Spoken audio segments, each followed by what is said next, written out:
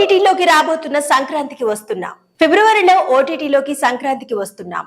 జీ5 సంస్థకు ఓటీటీ హక్కులు, OTT streaming date ను మార్చాలని దిల్ రాజు రిక్వెస్ట్. వెంకటేష్ కథానాయకుడిగా రూపొందిన నాన్ స్టాప్ ఎంటర్టైనర్ సంక్రాంతికి వస్తున్నాం అనిల్ రావుపూడి దర్శకత్వంలో తెరకెక్కిన ఈ చిత్రం ఈ సంక్రాంతికి విడుదలై వసూళ్ల సునామీ సృష్టిస్తోంది.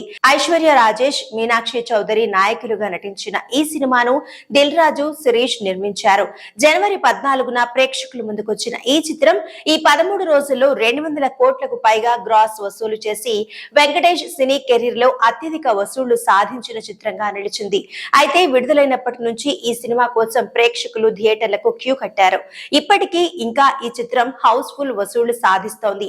అయితే తాజాగా ఈ చిత్రం ఓటీటీలో స్ట్రీమింగ్ కాబోతుందనే వార్త అందరినీ ఆశ్చర్యానికి గురిచేస్తోంది.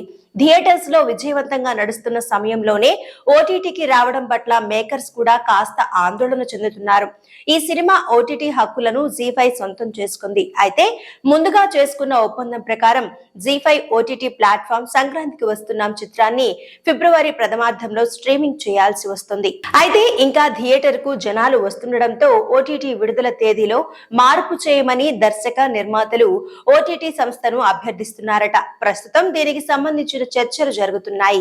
అయితే జీ5 మాత్రం అందుకు సిద్ధంగా లేదని తెలిసింది. ముందుగా అనుకున్న ఒప్పందం ప్రకారమే స్ట్రీమింగ్ చేస్తామని చెప్పడంతో నిర్మాత దిల్ రాజు ఎలాగైనా ఓటీటీ స్ట్రీమింగ్ తేదీని మార్చాలని గట్టి ప్రయత్నాలు చేస్తున్నాడట.